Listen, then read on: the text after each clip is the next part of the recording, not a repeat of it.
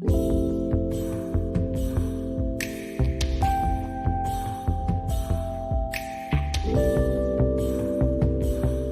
байцгаана уу эрхэм хүндэт үзэгчдээ та бүхэндээ өдрийн мэнд хүргье. Найруулагчтай яриа подкастын маань 2 дахь дугаар эхлэхэд бэлэн болсон байна. Манай өнөөдрийн зочноор Улсын драмын Эрдмийн театрын ерөнхий найруулагч Чимэд Доржийн Төвшин найруулагч хүрэлцэн ирсэн байна. За урилгыг хүлээн авч хүрэлцэн ирсэн танд баярлалаа. За таны үйлчээ тавлаг уу? Тэжүүдээ ажиллаа гэл амьдрал. За. Тэгээд миний энэ эхлүүлж байгаа нэвтрүүлэг маань юу юм аа? Дандаа мэрэгжлийн найруулагчдыг урьж оруулж байгаа. Театрын найруулагчтай төлөвлөж 2 дахь дугаартаа урьсан юм аа. Тэгээд эхний асуулт бол Монголын театрын үүсэл хаанаас үүсэлтэй вэ? Хэрхэн одоо хөрсөж, хэрхэн хэрэглэх түн болж, хэрхэн үзэгчтэй хүрж өдий хүрвэ? Ер нь бол бүх цаг үеийн туршид театр бол хүний сэтгэлд оршиж ирсэн тийм ээ. Бүх театрууд хүн төрөлхтний эртний одоо соёлын дурсгалыг хадгалж идэг бас. Мөн хүний амьд харилцааны орлого гэдгийнхээ хувьд технологи, аж үйлдвэрлэл, капитал, мөнгө энэ бүх одоо дэвшлүүд бийжээгүй байх театр айл хэдийн бийжсэн байсан, хөгжсөн байсан. Тэр утгаараа манай дорн дахны тэр тусмаа нүүдэлчдийн соёл иргэншилт театр бол бүр язгуур хөгшилтэй. Энэ тэр үлгэр домог, шашин, байгаль тийм ээ аж төрхөөгийн дөрвөн баган дээр цаашгүй толгуурлагдсан байдаг. Тэгээд тэр орой гэртээ үлгэр ярьж байгаа байдал. Тэр Бадар Чингийн явдал тийм ээ. За тэгээд тэр одоо гисэр жангараа хайлж байгаа байдал. Тэгээд монголчуудын бас нэг өрмөц юм зүүр үг, ёгт үлгэр, харилцаа дуу тийм ээ энэ бүгд өөрсдөө бас театрын шинжийг агуулсан байдаг. Тийм ч учраас монголчуудыг найранд 3 дутаа, наадамд 3 даваатай гэж ярьдаг болов. Мэдээж их хаадуудын үед ч гэсэн одоо дэлхийн талыг эзэлж ирсэн тэр эзэнт гүрний үед тулхар төрийн үед ч гэсэн театр байж л байсан. Оюун санаагаараа биеийн эзэмдсэн энэ ард түмэн бас бүтээлийн ундрахтай байсан болов. Тийм ч учраас их эзэнт гүрэн гэж дэлхийн хүлээн зөвшөөрч ирсэн баг. Зөвхөн жир зэвсэг дайчдын хүчээр үнэлээгүй болов. Тэгээ мэдээж наашлаад одоо энэ шашны театр гэж орж ирнэ тийм ээ. Шарын шашин бий болсон тэр үеэс эхлээд сар өхөө театр метр гэл. Энд ч одоо агуун дандар гэдээ бас нэг утгатай байл да одоо ашаа газрын зүгтөөдөг. Сар өхөөгийн тэр намтар дуулах датсан 2-3 газар жишээ нь байралтай байсан. Хамрын хэдийн тэнцээ одоо Данзаар үжигийн цөөрхөн театрын тойр суурн байсан. Тэр баримт тэгтэл ашаа газар хотогт маань одоо номын барилгатай, бүтээлийн барилгатай авгаан дандар гэдэг. Одоо орчин цагаар бол урлагийн барь гэж юм да. Зөв. Тиймэрхүү тоглолт нүүдэл судалтай хийж явж ирсэн. За тэгээд мэдээж одоо бид нар 31 он мэргэжлийн урлагийн байгууллага байгуулагдсан. Тийм биз? Тэгтэл одоо манай Улсын драмын Эрдмийн театрын одоо үндсэн язгуурын одоо төрлөх театр нь бол ялчгүй бөмбөр ногоон театр шүү дээ. Тэгээ бөмбөр ногоон театрын чинь зургийг гаргасан мажар хүн байдаг байхгүй. Йосеф Гэллета гэдэг. Тэр хүний дурсамж дуртгалыг уншиж байхад 20-од онд шүү дээ. Чингис хааны тухай жүжиг тоглож ирсэн гэдэг баримт байдаг. Бүр 6 цагийн метражтай тэг үргэлжлэх хугацаа. Тэгэхээр зөвхөн хүрээнд одоо хятадын ши янгуу ч юм уу те эсвэл сүүдэр шими тоглож байгаагүй байна. Гүн байна тий. Тэгэхээр тусгаар улс тэр театрын урлагаа авч хадгалж явж, дээжл явж. Тэр тусмаа бүр одоо те идеал хадгалж үлдэх гэсэн ирмэлзэл театрын урлагийнхнууд байж гэдэг дүгнэлтэнд хүрч байгаа. Тийм байна. Тэгэхээр өнөөдөр бол одоо юу гэдгийг зөвхөн 90 онд нийгэм задарсангүй шүү дээ. 90 онд бас хүний сэтгэлгээ задарсан. Бас нэгдэл задарсан. Харилцаа задарсан. Ийм үед хамгийн эхлээд идеал задарчдаг юм байна. Идеал бол хийсвэр юм шүү дээ. Тийм ээ. Идеал үзэл санаа хийсвэр юм. Ахуй бол бодит юм. Ахуй сайжраад байна л да. Компьютер одоо эдгээр үеийн чим болоод тэ iPhone 16 мургаач гэж яах шиг. Тэгээ гой шилэн өндөр байшин тусаал гэдэг. Энэ нь ахуй сайжраад байдаг. Үзэл санаас сайжрахгүй байна. Сайжирдгүй, сэрэгдгүй. Тэгэхээр театр гэдэг чинь зөвхөн тэгээ өмчийн асуудал биш. Зөвхөн одоо театрынхны асуудал биш. Дэлхийн нийтийн асуудал тийм ээ. Тэр дундаа одоо энэ ухаалаа гэд нэр болцсон цаг үед бол яалж явахгүй амьд харьцааны хэрэгтэй учраас өгчээд байна л да. Гэхдээ мэдээж бүх цаг үед өгчөөгүй. Хүний зүрх тийм цохилдог, заримдаа доолддог. Тэрнтэй адилхан театр суурналт босол байлгүй яах. Гэхдээ театр цаг үе болгоно надад шинжлэгдэж байсан. Тэгэхээр миний хэлэх гээд байгаа таны асуултны дагуу бүх цаг үед театр байсан юм байна тий. Манай театр бол эртний хүсэлтэй. За тэгвэл анхны найруулагчдыг одоо мэрэгжлийн театрын одоо анхны найруулагчдыг та дурсаж. Мэдээж та бол сургууль номдоо үзчихсэн баг. Тийм Оросын сургагч. Борэшэт нэргээл тийм ээ. Уварава нэргээл одоо манай чи үе Оросын сургагч тэр хичээлв шүү дээ.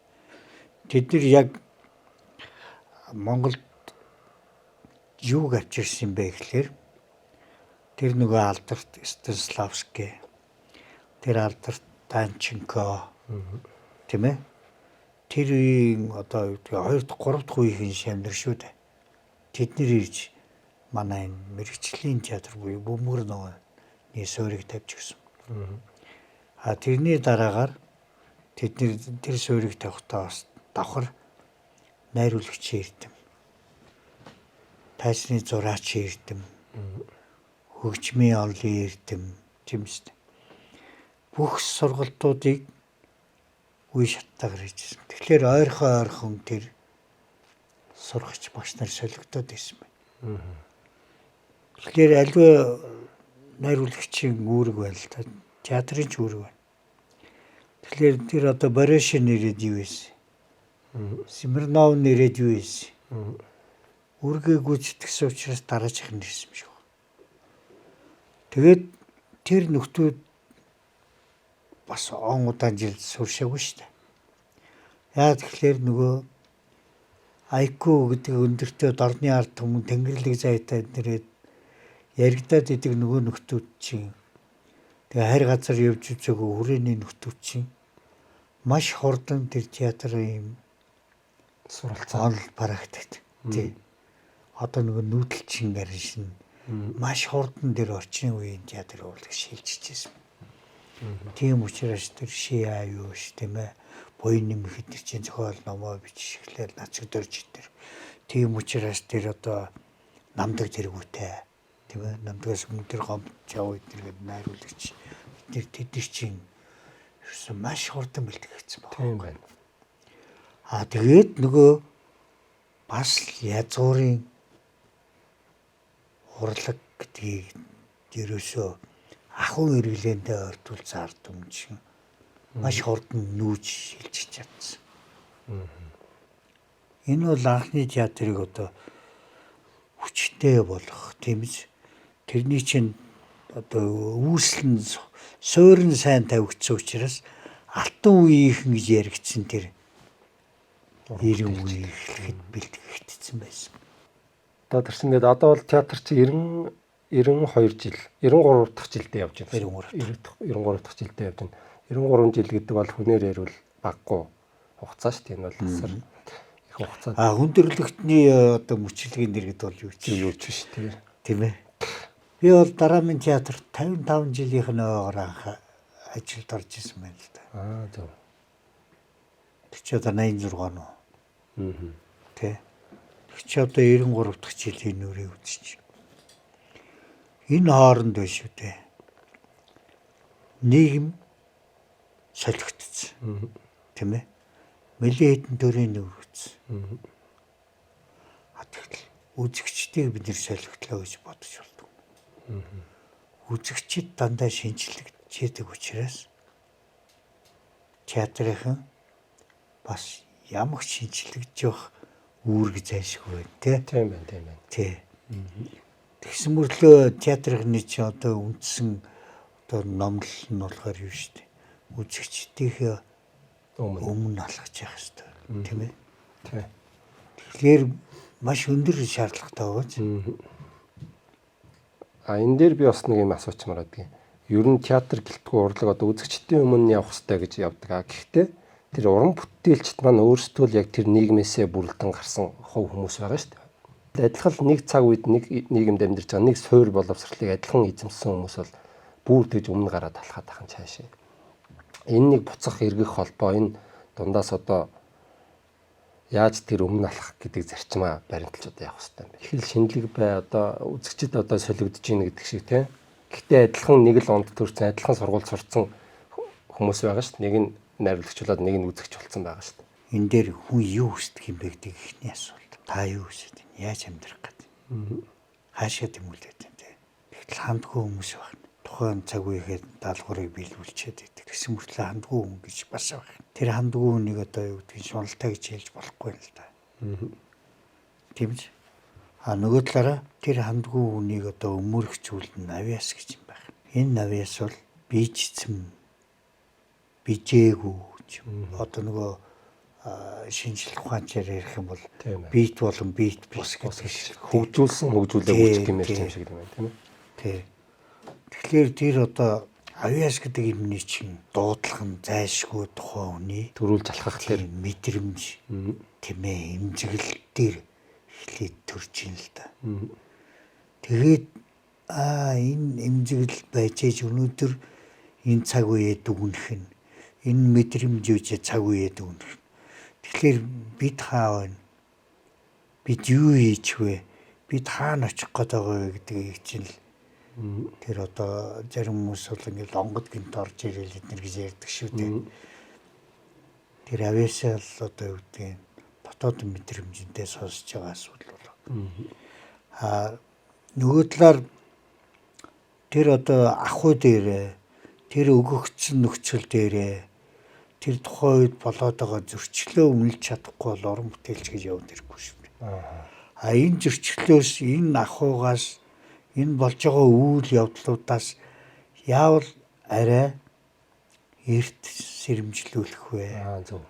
Одоо онцгой ойлгох юм бол тэгнь шүү дээ. Төмөр гарсны дараа биш төмрөөс урьдчилан сэргийлэх дээр л онцгой анхаарч байгаа шүү дээ. Тэрнтэй адилхан тэр бус сармаг ёс бус тийм ээ хитийдсэн ташаал хинээрхэл тэгэл одоо зэрлэгшлээс сэргийлж сануулж урдчилж анхааруулж тийм шүү дээ. Энийг л урд алхах төрүүлж алхах гэдэг юм шүү дээ. Тэгээд эн чинь мэдээж жанр одоо төрөл зүйлдээ бас өөрчлөгдөж явчих шүү дээ. Одоо хошуурлаг бол мэдээж ойлгомжтой. Таны өөрийн төв төрхийг өөрчилж харуулж байгаа асуудал. Тэгэнгүүт эмгэлж үжиг гэхлээр ялангуяа тийм ээ бидний ийм нэг одоо хүн байх хийлгээд хийцгаар сэтгэл оюун гэдгийнхээ хэлээцгарыг давчаад дэш үү гэдгийг л эмгэлж үжиг илүү тод харуулж байгаа. Тэгэхээр яг н уран бүтээлч хүмүүс маань одоо жишээ найруулагч нар, зохиолч нар тэр тусмаа энэ эмзэглэл гэдэг зүйлээ те энийгээ уртл болгооч ээ. Тэ энэ одоо тэр дотоод шаталт одоо хүсээд байгаа тэр юмал уртл болгооч ээ гэж ааш бити одоо үзэгчдтэй захирагдаж ийм хийвэл ингээ хийчүүл эднэр үзчих бах. Үзэгчд нэмэрхүү юм сонирхоод байгаа ч гэдэг асуудлаар биш. Яг л өөрсдийнхөө эмзэглэлээр нийгмийнхээ одоо босромог байдлыг олж хараад тэр байдлаа урдаа барьж орон бүтээлдээ шингээж тусгаж хийх ёстой номер 1 асуудал байна. Найруулагч үнэ тийм үү? Ер нь гэхдээ энэ миний одоо ч гэсэн би сурж байгаа шүү дээ. Амьдрал намайг илүү их сургаж байна тий. Энэ ур чадвар хүндрэлтний энэ оюун уран сайхны ертөнцид ер нь төгс нэвтэрдэг юм байна. Тэрийг өдөр их тусам ойлгож байна. Бид нар чинь байна шүү дээ. Бүтээл хийх гэж яваад идэх юм уу? Эсвэл тэр бүтээлийн ертөнцид амьдрагч хүмүүсийг олон байлгахыг эрмэлзэх нь чухал уу гэдэг нэг тийм байна. дүнлэл гаргалгаа тийм бид нэр тодорхойлох цаг дээр ирчээд байна л да. Тийм ээ. Тэгээд ер нь бол биш үү дээ. Мөхс байна гэдэг юм л дахин ярих гэдэг юм. Бид нэр хизээ оюуныг үнэлдэг, дээдэлдэг болох вэ? Тийм ээ. Одоо тэгэхээр материалын биш моралыг хизээ дээдлэх вэ гэдэг. Гэхдээ тэр нь болохоор бодит эрүүл ухаан шүү дээ. Эрүүл оюун ухаан маш юм тий шүүсэн шахсан эрүүл сэтгэлгээний тэр одоо жинхэнэ уран бүтээлчнүүд тэр эмзэглэлийг олж харсан. Олж харна гэдэг чинь тэр чадвар байгаа даа шүү дээ. Одоо яг тэр төгс ертөнцийн тухай хүндрэлтний анхны мөрөөдөл бол мэдээж биетээр бууж ирсэн нь бол гээд хойбон мөртөө залаад байгаа нь бол бурхан шүү дээ. Тий. Иесус ч юм уу, Аллах ч юм уу, Будда ч юм уу, хөрөмөргийн залал ингээд бичүүлээд тийш. Тэгтэл манайхан болохоор нөгөө тэнгэрээ шүтээд байсан. Мөнхөх тэнгэр. Тэрийг газарт хөрсжүүлэхлээрээ бидний дундаас тэ хүн бодгол амьд хүн байсан одоо эзэн богд Чингис хаана ч юм уу гэж яриад. Би ч одоо чинь Эдипхан жүжиг хийсэн одоо зүйлүүд биш тэ. Тэгэхэд над руу маш олон хүмүүс уралж ирсэн. Чи эрт балрын жүжиг тавилаа ч юм уу те. Бид нар болгонд ерөөсөө огт хэмжүүлээгүй. Ёс бос юм бэ ч гэдэг те.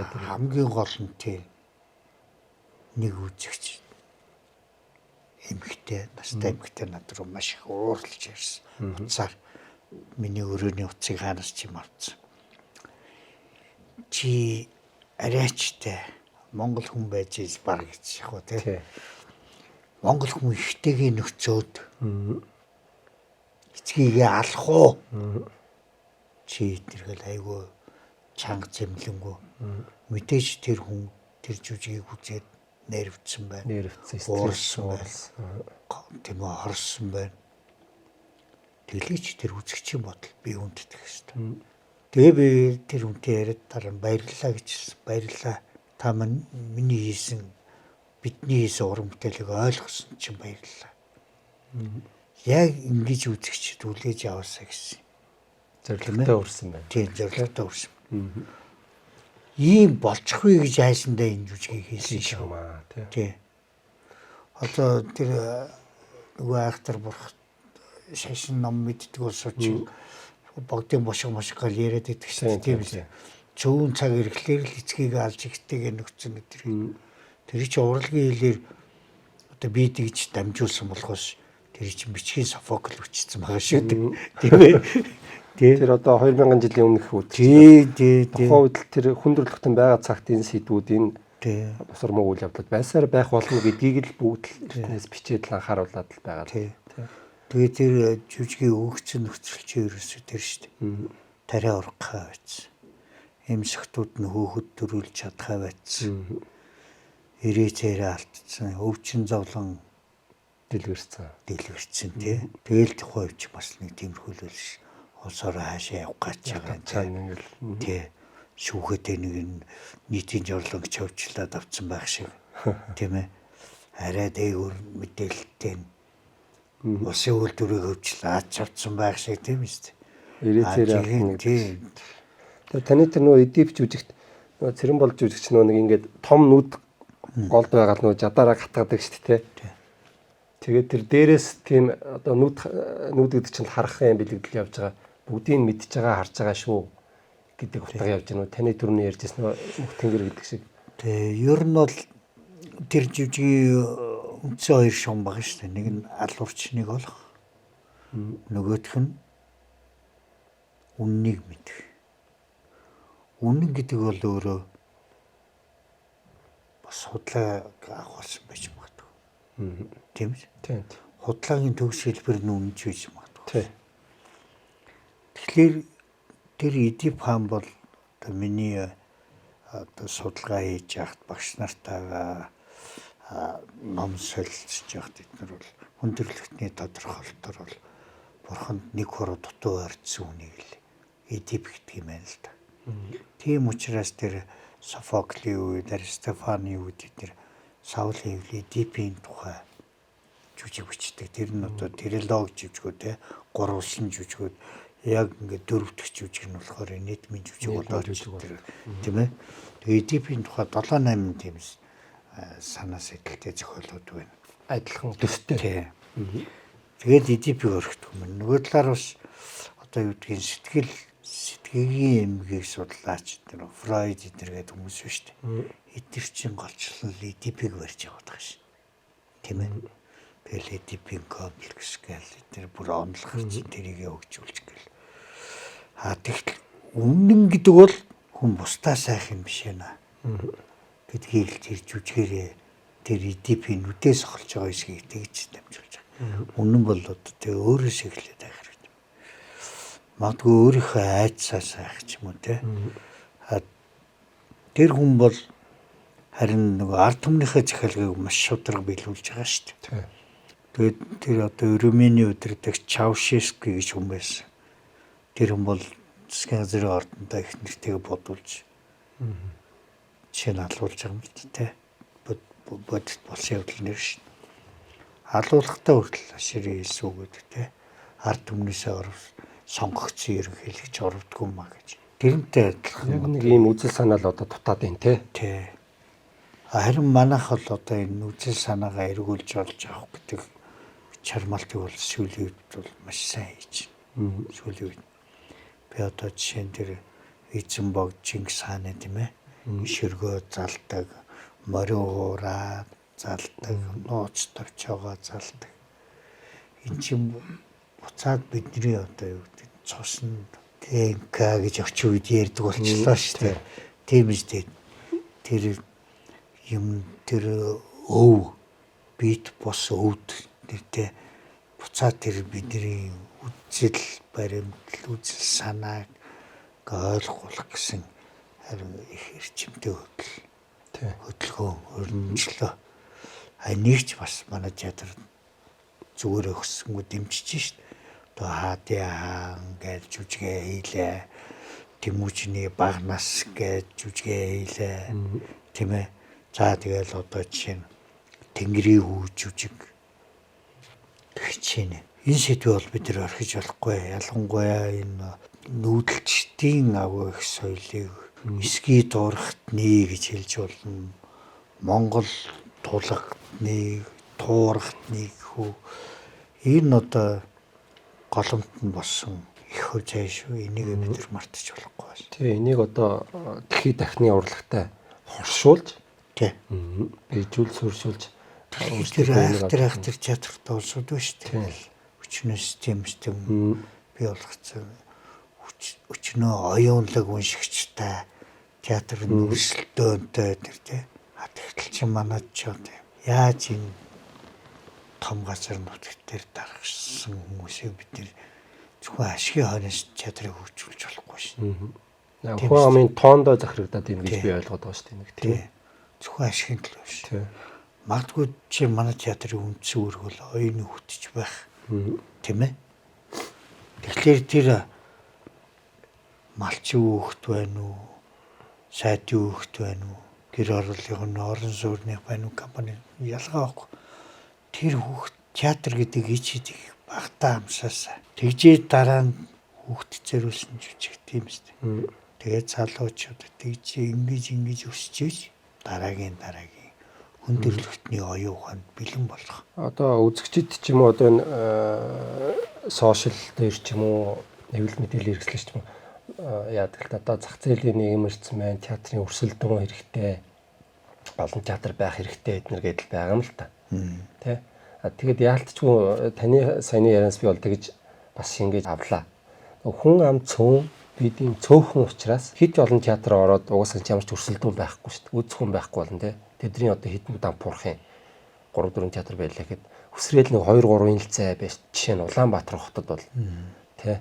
За 4 5 театр бол чихэлдээ технээсээ л дампуурна. Тийм биз дээ. Тэгэхээр энд нэг тийм бодлого энэ уян хатан нөхцөл одоо яаж явмаар байдیں۔ Энд нэг ялгаа байна. Одоо чинь зааж уучлаарай. Ардчилсан нийгэм одоо шилжээ 30 жил болчлоо гэхэд яагаад ийм олон театрууд байгуулагдаж чадаагүй юм? Яг л таны хэлдгээр. Тэр чинь одоо юу гэдэг хөгжлийн явц байгуулагдал дампуураад болоод нэ. Тийм шүү. Хоёр талтай шүү. Мэдээж тэр тухайн байгуулагдсан театруудын тийм ээ авиас сурч чадвар хүний нөөцийн асуудал байна. Хөл дээрээ тогтох асуудал. Хөл дээрээ тогтох асуудал нь бол мэдээж үзэгчтэй шалтгаална. Гэтэл үзэгчид бүгдээрээ билет авах төвшин тэр үед байсан уу юу? Бас сэргэлж байдаг тийм ээ. Ах уу одоо талах давснаас өөр юмгүй хэлсэн ч хэлсэн юмгүй гэдэг шиг багт чи юу тийм театрууд гарч ирж байсан. Юу хувийн театруудаа хувьсгалын театруудыг хүртэл байхгүй болгосон шүү дээ. Нэг хэсэг чинь тэгээ авчлаа ингээл яагаал. Хөдөө орон нутгийн театрууд ч гэсэн дөнгөн дагалныг үлдсэн. Тэгэл нэг хаяа концертод тоглоод тэгээ нэг мэрэгчлийн ур чадварын өсөлт байхгүй болоод хаасайгүй дээр нь тэгэл итгэл үнэмшил маань бас байхгүй болоод авж байгаа цалин ингэчлэр чи урлагийнх нь нэг тийм хямдхан байдалд орчиж байгаа байхгүй. Тэгэхээр үн чинь хаана байдгүй гэхлээр үндсэн тэр ур чадвар сэтгэлгээндээ л байна л да. Итгэл үнэмшил. Өнөөдөр ч гэсэн тийм театрууд гарч ирэл байна л да. Одоо RF ч юм уу те одоо Монгол хаан жүжигийг тавьж байгаа театр тийм ээ. Энэ театрууд гарч ирж байна. Зөв шүү. Өөрсөлт. Бид нар бол одоо альва театрын үүргээр манай театр лав ард түмнээ тэг үндсэн хуулийн дагуу хүндэтгэх үүрэгтэй. Нэр алдрын талбайд дулдуудч манай театр үүргээр л гүйцэтгэхгүй. Зөв. Хуулиад л тэгшиг нэр хандах үүрэгтэй. Энэ бол төрийн театр. Төрийн театр бол ирээдүйд байсаар л байх ёстой юу? Миний бодлоор ялангуяа ийм хөгжил дэвшил тийм ээ. Оюун сэтгэлгээний хувьд төлөвшөөгүй нийгэмтэй энэ үед бол байх ёстой. Тэгжээж одоо юу гэдэг нь тэр бид нэр хүний шинжилж чадна шүү дээ. Иргэнээ шинжилж чадна. Тэгвэл бол одоо хүндрэлтэн бол одоо юу гэдэг нь ингээл Чулуун Зевскийн үеийнхнээс авахулаад тийм ээ. Одоо ямар үе ч юм уу гэж яригдал нь шүү дээ. Тэгэл мянганы үеийнхэнтэй Z generation гэдэргээл яригдал гэдэг. Хэдий яригдаад байгаа боловч ерөн сэтгэлгээ шинжилгээдэггүй л ш. Тийм ч учраас тэр шашин машин чинь сайн цагийн мянган бурхан эднэр гэх. Тэгэл одоо бидний одоо хоёр дахь шашин босоо одоо буддын шашин. Будда Сиддхартагийн эргүү одоо ингээл үүргээ гүйцэтгээд хүнийг бас төгс болгож чадахгүй шүү дээ. Тийм учраас дараагийн бурхан нэрх гэдэг шүү дээ. Сайн цагийн мянган бурхан гэдэг. Тийм. Сайн цагийн нөгөө дараагийн бурхан ирэх гэдэг шүү. Тэгэхээр бид нэр дараагийн бурханыг хүлээгээд тэгээд хүн өөрийгөө шинжлэх чинь хамгийн зөв зам болоод байгаа. Энд нэг хэцүү асуудал байгаа юм л. Хүн ер нь өөрийгөө харин яагаад өөрийгөө ингэ шинжилж чадахгүй байгаа юм? яг нийгмийн бүрэлдэхүүн учраас гэж байгаа юм л да тий. Яг ийм зөвтгөл нийгмээс хамааралтай учраас тэр боловсрлоос эхлээл бага наснаас эхлээл явж байгаа. Гэхдээ ягаад ер нь насан турсан хүн ч юм уу энэ цохис бус үйлдэлүүдийг ингэж заавал гаргахаасаа ингэж сэрэмжлэх юм ухамсартай ягаад хүрч чаддаг юм бол. Үлэн зан л да. Нөгөө л үлэн зан хэлээ. Үлэн зан. Гэхдээ энэ үлэн зан бид нэр юугаар хэлж яах гэхээр хүн бол хамгийн жаргалтай үе нийцээ байдаг гэж. Байгальтай ойрхон баг үедэл жаргалтай. Хамгийн жаргалтай. Тэнд эрхчлөөг мэдэрдэг, тэнд хайраа мэдэрдэг те. Тэнд эрүүлийг мэдэрдэг. Тэгэхгүй ингээл нийгэмд орж ирэл ахуйд орж ирэл ингэчлээрээ материалыг нөгөө шунал нь илүү ажилладаг байхгүй. Тийм ээ. Тэгээл тэр нөгөө материалыг босч бас хүчин зүйлүүд биш. Тийм л нэр хүнд албан тушаал эднэргээл те. Ингээл нөгөө үлэн занныхаа бодлоос хөөцөлдөл тэгээ шийдэлэгдэж чадахгүй. Яг цэвэр байгаль дээр очихлоор хүн байгалаасаа өөрөө шинжилэгдээд эхэлдэг. Тэгэхээр мэдээ зэрлэг шиг гэсэн үг биш л дээ. Магадгүй бид нэр байгальтай хамгийн ойрох юм чинь бидний амьдрал гэж нэг юу байгаа шүү дээ. Орчин. Энэ амьдрах уу биднээс шалтгаална тийм ээ. Энэ амьдрал. Тэгэхээр бид нар өөрсдөө энэ амьдралаасаа суралцах нь багасаад байна. Айл хүн болгоо одоо Стив Джобс шиг, Спилберг шиг байна гэж байхгүй шүү дээ. Тийм үстэй. Эйнштейн шиг байна гэж байхгүй. Тэгээ бодит амьдрал дээрээ суралцаад тэр амьдрал дээрээ дүнэлт хийгээд тийм үү? Бодоод гаргалгаа гаргаад гэдэг. Тий. Одоо хайрлахаа хүнээр заалгадаг хүн байна уу чи? Харин тий. Тийм шүү дээ. Тэр чинь байгалийн юм хүн хүнээр заалгахгүй суусан бүгд л хийгээд байгаа юм шүү дээ. Одоо хайрын кино, хайрын контент одоо хайрын жүжиг гэж. Зүгээр тэр хүмүүс тэр хэсэг хугацаанд таашаалыг мэдүүлж тэр өөрт нь байгаа ямиг сэдрээж байгаа болохоос ерөөсөө заагаагүй үст. Тэ? Одоо хайрын жүжиг гэхэд жишээ. Ер нь бол хайрын жүжиг гэж яг юу яриад байгаа юм бэ гэдэг бас бодох асуудал. Хайр гэж юу юм бэ гэхэл яг хэн тодорхойлж. Тэгвэл хайр гэдэг бол би одоо ингээд багш нарынхаа зааж яасан ч юм уу мэрэгдийн бичин юмнаас бол тийм дүгэлтэнд л хүрээд байл л та. Гоо зүй болон ёс зүйн хувьд бишрэн хүндэтгэж хүлээж авсан. Түүнийг хамгаалтанд авахыг л хайр гэж үздэг. Хайраа хамгаалж чадахгүй бол юуны хайр вэ? Тэ биширч чадахгүй бол юуны хайр вэ? Бас хүлээн зөвшөөрч чадахгүй бол тийм ээ. Тэг хүлээн зөвшөөрч чадахгүй бол. Хоёулаа түрүү найруулагч нь эмзэглэл гэж ярьж ирсэн. Одоо хувь уран бүтээлч найруулагч маань эмзэглээд явж байлаа. За тэр эмзэглэлээ яаж уран бүтээл болгох вэ? Одоо эрэл хайгуул юм тийм ээ. Тэгэхээр зохиолын эрэл хайгуулд орно. Жишээ нь одоо за гадны сонгодог зохиолууд угаасаа сонгодог утгаараа мундаг лаг байгаа. Энд нэг эмзэглэл байдаг. Тэгээ эмзэглэлийг хүргэхийн тулд бас нэг уран бүтээлээ хүзэгчдэд хүргэхийн тулд нэг заавал сонгодог бүтээл ч юм уу яаж тэр сонгодог бүтээлийн нэрийг бас жоохон худалдмаар байдаг. Өөрийгөө бас давхар ингэж уран бүтээл хийж байгаагаа ингэж карьер жоох өсгмөр байдаг тий. Өөрийнхөө эмзэглэлийг бас наамаар байдаг. Яг энэ зохиол сонголт тэгээд энэ жүжиг болгох энэ процессыг найруулагчны тархинд яаж явж байна? За одоо бусд нь яадгийг сайн мэдгүй өөрөөрөө ярьсан дэр баг та. Манай 60 настайдаа Алтан унах синтез театрыг байгуулсан байдаг. Тэгээ Алтан унах синтез театр дээр чи өөрийгөө таних уу гэд жүжиг хийжсэн. Тэр жүжиглэх чи одоо бас цаг үеийн захиалгаар бич. Тэгээ би шавнартайгаа оюутнуудтайгаа нэр ярьж суувал. За одоо ингээд залуучууд зориулсан те жүжиг бичдэг хүн ховортчлоо.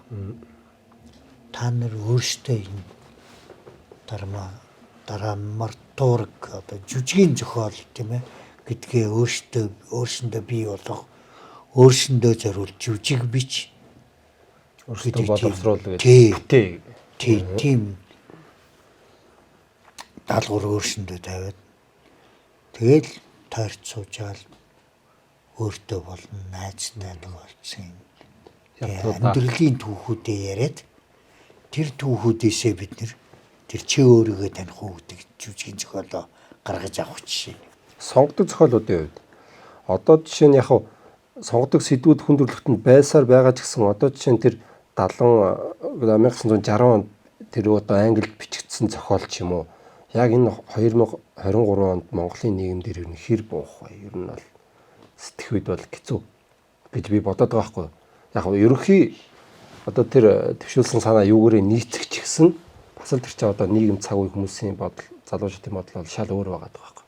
Тэгэхээр манайхан зүгээр тэр жүжигийг зүгээр танилцуулаад байгаа юм шиг надад санагдаад байгаа байхгүй. Тэр зохиолчийн танилцуулаад, жүжигийн танилцуулаад нэг ийм жүжиг байдаг шүү, ийм сонгодог зохиолч байдаг юм а, ийм лаг зохиол байдаг юм а. Бид нар ингэж тоглож үзүүллээ гэдэг л нэг юм үзүүлэн танилцуулга маягийн юм яваад байгаа болохоос яг өнөөдөр 23 онд нийгэмд Монголын нийгэмд юу болохгүй байна гэдгийг эсрэг ерөөсө дуурахгүй байгаа юм шиг санагдаад байгаа юм. Тэгэхээр үзэгчид дутуу очиж ирэх гэж санагдаад байна. Тий. Ханахгүй байхгүй. Яг хүндрэлтний сэдвүүлтэй. Гэхдээ л яг өнөөдөр бид нар чинь өөр асуудлууд их байгаа байхгүй. Эсвэл яг нэг жүжиг үзэж байгаа 2 цагтаа яг нэг сайхан тайван өөр орчин, өөр мэдрэмж авж байгаа гарахын төлөө зориод байгаа юм уу гэд нэг асуудал. Чи манай театрт очиж үзсэн те. Гişгүүр нь шатны ямар байна. Боржин чулуу байна. Тийм үү? Боржин чулуугаар ороод улаан явсан дээр алхаад тэгэл. Тийм. Бошны чулуугаас тийм байдаг шүү дээ. Хүндэтгэлтэйгээр ертөнцид ирэх хүндэтгэлтэйгээр ертөнцөөс шүү. Тэр боржин чулуу байгаад байна л чулуу байгаад байна. Энэ бол байгалийн бүтээгдэхүүн шүү дээ. Тэгэхээр энэ үндсэн мөн чанараа театр хадгалахыг заавал сануулад байна л да бид. Гэтэл би сая чамаг ингэ яаж хат бодож байлаа л да. 1980-ад онд би одоо Францын Фантомас гэдэг тухайда фантастик тийм одоогийн Холливуудаар бол нөгөө юу штэ зөгнөлт юм. Зөгнөлт кино шиг тийм. Фантомас гэдэг тэр кино үзчихсэн. Тэгж яхацаа би гайхчихсан байхгүй. 8 дугаар ангийн хүүхдэл 7 дугаар ангийн хүүхдэл үзчихсэн. Ленин клубт. Тэр үеийнхэн байгаад санаж байгаа. Одоо бол нийт нэг кино галтаа. Тийм ээ. Тэгээд тэр кино үзэхэд Францууд ингэж амьдэрч байна тий. Тэр өндөр байшин. Францууд тийм гоё машинтай. Тийм гоё костюмтай ч юм уу. Хүрээний хүүхдэд бол тэр сонир байгаа шүү. За тэгчээтэл чин бас 80-ад онд амнест чухал ус километр хүртгээд социалист орнуудын нэг кино гардаг байсан юм. Тэрэн дээр Америкийн зэрэг 45 онд Coca-Cola ууцсан. Берлинд ороод ирсэн Coca-Cola ууж байгаа байхгүй. Тэгэхэд бас хоёр дахь ингээ бодол байна шүү дээ.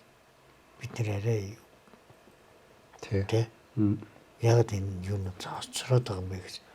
Тэгэл хүрээний хүүхдийн бодол шүү дээ. Гихчээнэ. Тэгэхээр тэр урлаг бид нар кино урлагаар ч юм уу мэдээлэл дамжиж ирээд шүү дээ. Тэгэхээр хоцоргож гэнэ үгүй л хоцоргож гэнэ. Дөрвөлээ төгсөх боломж байсан уу? Байсан. Даанч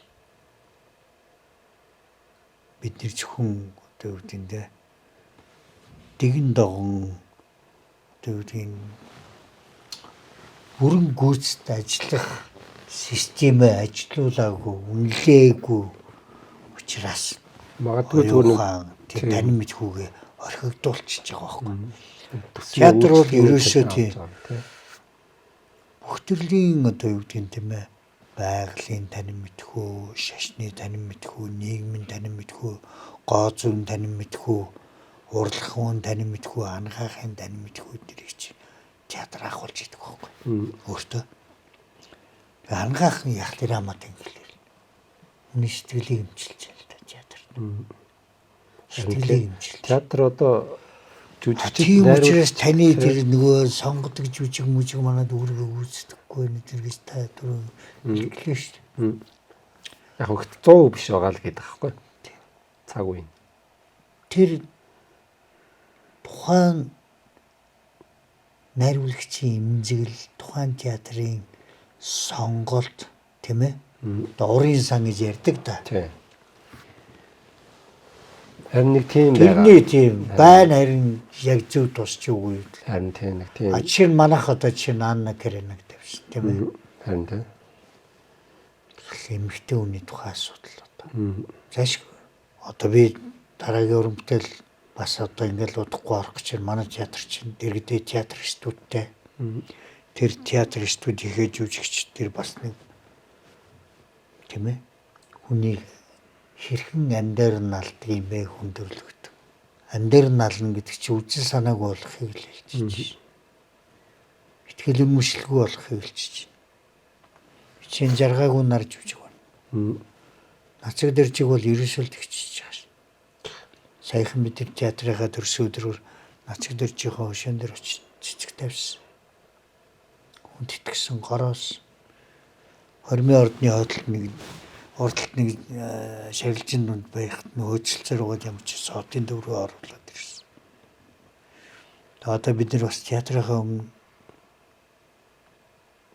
залмаар байна. Ном түүхэнд болохоор Чойчл ламын мужийн баруун талд нацаг дэржийн орон суурин байсан гэд бичээс тавьдаг. Тэгэхээр яг ч юм тэр зүг чигэндгийг тараад тэнд манай театр байж. Тэр нацаг дэржийн нэрмж театр юм бол их хүнээ бид нар бас өмнөө залмаар байна. Киноны дэлгэц бол олон тий. Дэлгэцийн суудлын таваас олон байна. Театрын суудлын тоо цөөхөн байна тий. Тэгээд нэг одоо чинь улсын төв театр нэг байдаг. Тэгээд энийг үздэг хүн бас хэд байгаа юм тий. Энэ бол одоо бүр сурцсан театр үздэг одоо соёлцсон гэдэг юм уу одоо яадаг. Зүгээр энгийн одоо чир годмод явж байгаа хүмүүс бол театр очиж үзэхгүй шүү дээ. Үнэнийг хэлэхэд бол тий. Ийм байгаад идэг. Бид нар бас дандаа тий. Би бол ороод бас бодмооргүй байна. Дандаа шүмжлэмээргүй байна. Одоо чинь нэг шин жүжиг тавиад хэд хоног тоглоход хідэн жүжигчд одоо байнгын үздэг ч юм уу нэг иймэрхүү тоо барагцаал бол байна уу? За ер нь бол сар тоглоход үзчихнэ. Чи одоо бас тоо зөвлөлтийн хувьд бол тийм шүү дээ. Бид нэр сонголтын хүчээр шахаагүй шүү дээ.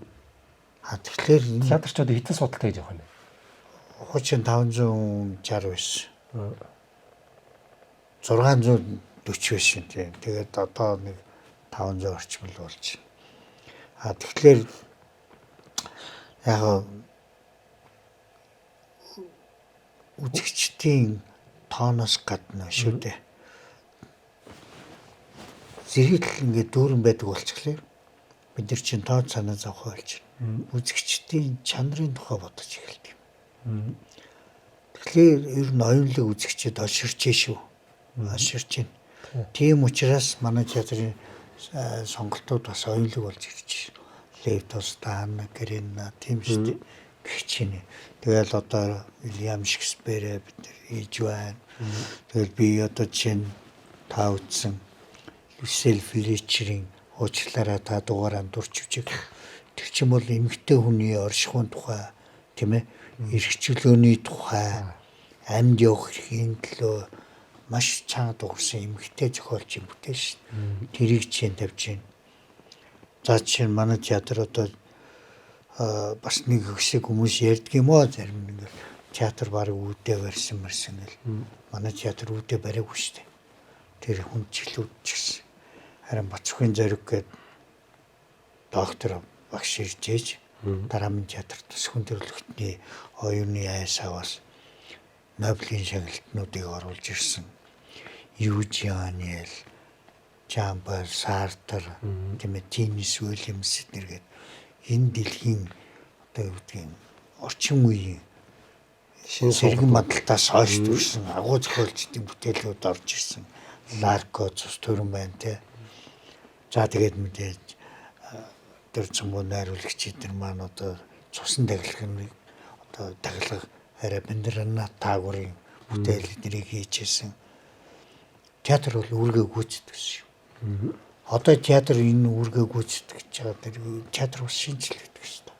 Тийм. Яг нэг үзэгчд улам л ритмтэй болоод байгаа л жаа. Техник технологи мань цаг өдөр сараар хэмжигдэхгүй явж байгаа учраас үзэгчд өөрсдөө ритмтэй яваад байгаа болохоор яалтчгүй энэ одоо ганц театр биш кино одоо бүхэл энэ урлаг соёлын байгууллагууд хэрвээ үзэгчдийн тэр зүрхэнд тархинд мэс заслыг хийх гэж зүрх тархийг нэмжлэх гэдэг бол өөрсдөө тэр уран бүтээлчд маань бас л асар урттай явж давхар энэ өөртөөсөө хамаарж байгаа хамтын урлаг учраас мэдээж бусдаас эд одоо юу гэдэг эд материал дээр бас л ингээл бүх юмаа шинчлээл явмаар л байгаа юм л да.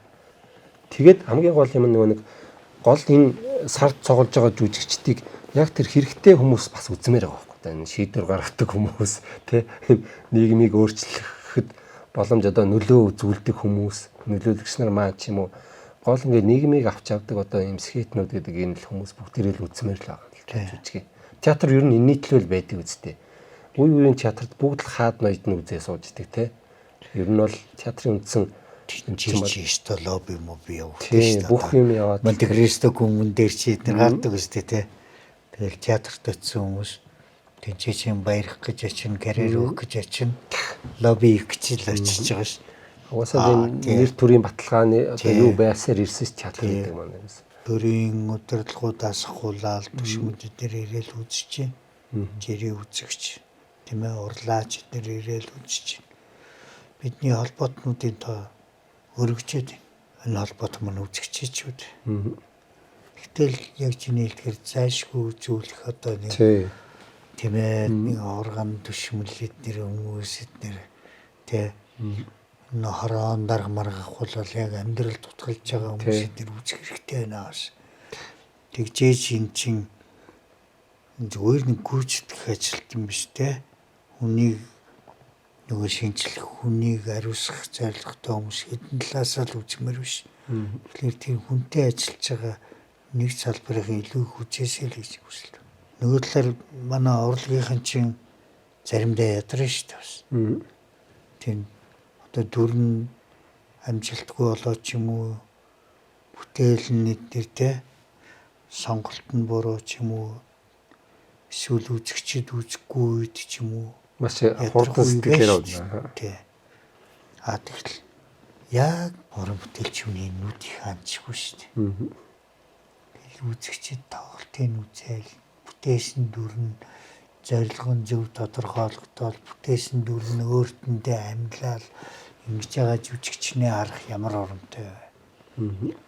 Тэд нар чинь найруулагчтай итгэл нүртэл ингээд айгуу дулаахан болоод ирж байгаа ш. Тий. Яг тэрнтэй адилхан үзэгчч бас яг тэр шүү дээ. Тэр жүжигтэй харьцаж байгаа бас нэг дүр байхгүй үзэгч. Театрын ерөөсөө яг л гол юм нь тийм ээ. Амьд байдаг бүх юм. Тэнд амьд жүжигч нь ерөөсөө амьд бүх нэг өдрийн тоглолт бүх юм амьдаараа явж идэг. Тий. Мэдрэмж одоо тэр харц тий уур амьсгал тэр театрын орчин байна. Бас нөгөө арилжааны талаа сурчлагын талаа орхигдуулчихлаар юу болдгийг гонигтойгоор амжиж байгаа байхгүй. Энэ нийтмийн жүжигийг тайзан дээр театрт ажиллаж байгаа жүжигчдээсээ зөвхөн үзэхлээр чи нөгөө амьд харьцаа алдчихад байгаа байхгүй. Тийм ээ. Тэгэхээр дөрөв би хэлсэнчлэн театрын бас нэг дүр бол үзэгч ч юу. Тэр үзэгчтэйгээ жүжиг маань эдийн харилцаа холбоо тогтоож чадсан тэр жүжигийн амжилт дээр. Тэгэхээр тэр театр тухайн зорилгоо биелүүлчихлээ л гэдэг. Мэдээж театр уран бүтээл их би одоо жишээ нь найруулагч гэдэг одоо ингэ хүн байж л гэдэг. Бүтээл их надад бол сайн биш байна. Би зүгээр нэг жүжиг ясалчаад те жүжиг нээч явдаг найруулагч байхыг эзэнээс ч бодож ирээгүй. Манай багш нар ч тэгж хүмүүжүүлээгүй. Надад энэ театр хаана очих вэ? Хөгжил дэвшлэл нь хаана очих вэ? Энэ театрын үзэгчид хаана ухамсарн очих вэ? Уран бүтээлчид нь хаана ухамсарн байх вэ?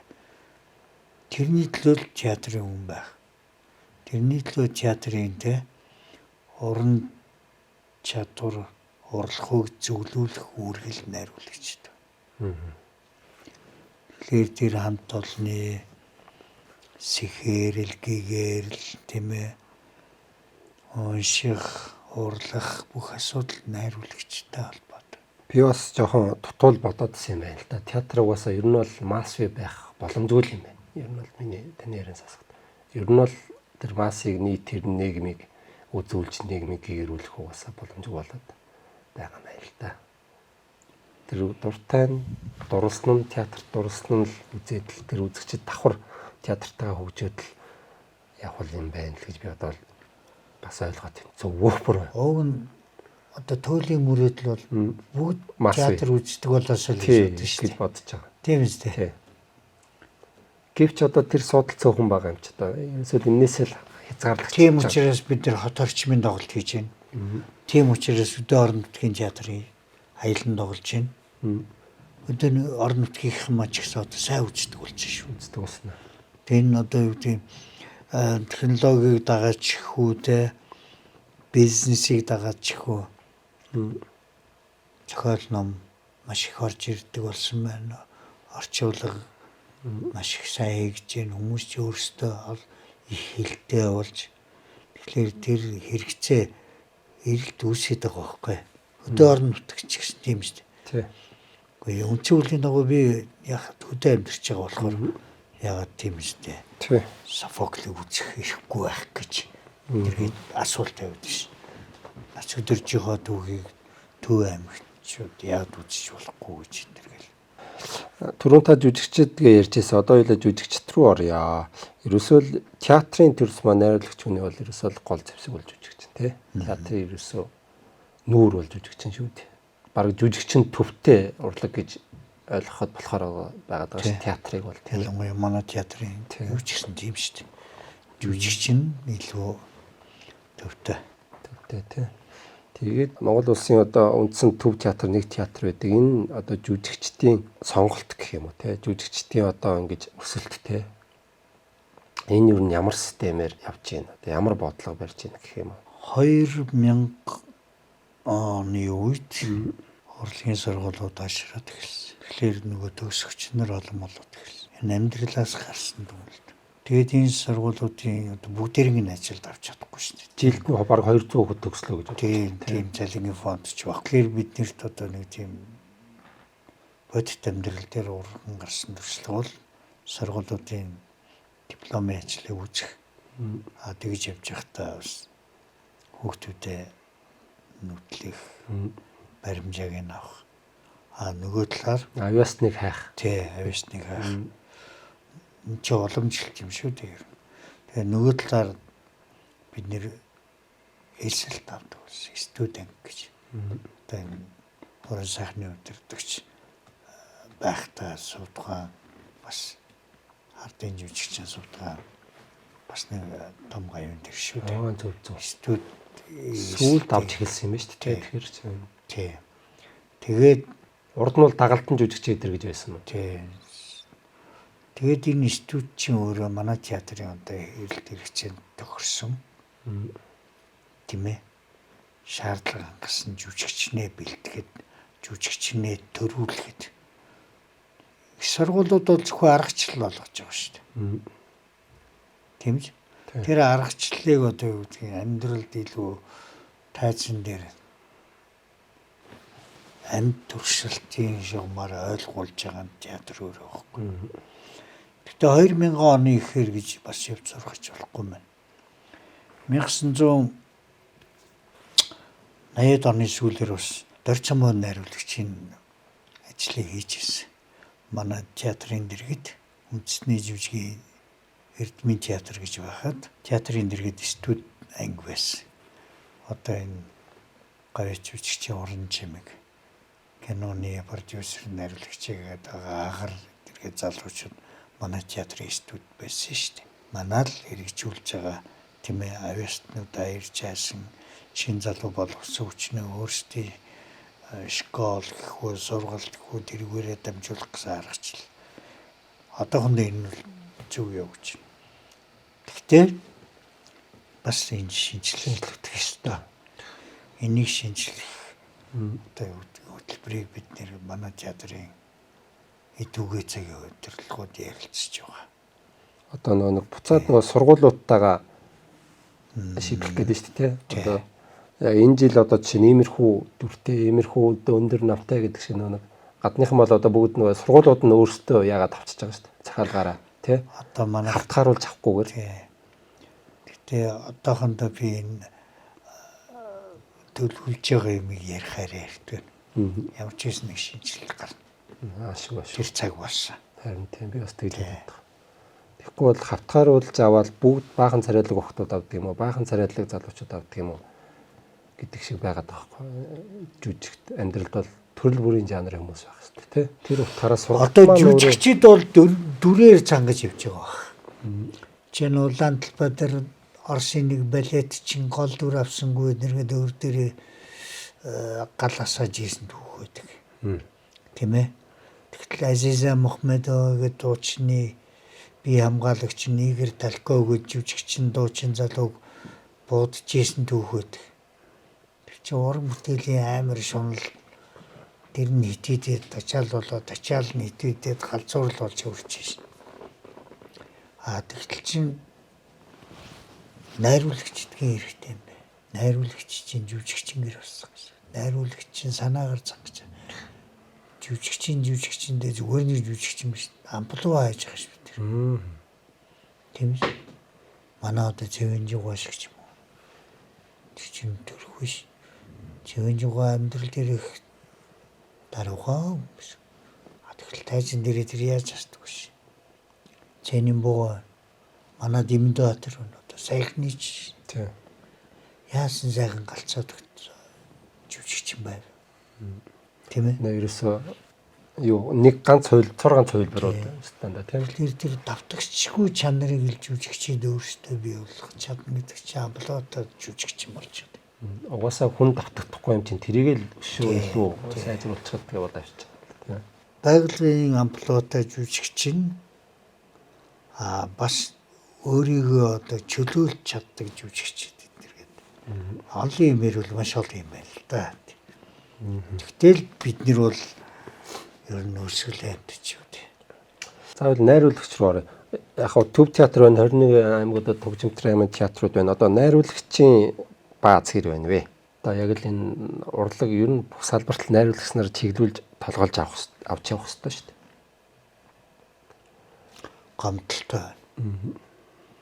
Найруулагчаар хүмүүс төгсөөд байдаг. Тийм ээ. Тий, зөндөө төгсөж байгаа. Тэгээ нэг гэрийн гадаа байж байгаа л яваад өгчөж байгаа. Тэгэхээр нэг гэрт орж ирээд тэ хинтэйгээ цуг амьдрдгийг, хинийгээ хүнддэг, хинийгээ хайрлах. Тэр мэрийгээ мэдрэхгүй байна. Нөгөө талаар найруулагчийг их тоглодог хүмүүс олон болсон. Гэтэл найруулагчийн хомсдолд орчлоо. Юу нэ энэ бол бодит үнэ.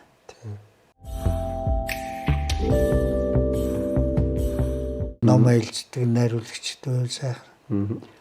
Тэгэхгүй өөртөө дурлаад перчванда гэдэг шиг. Тий.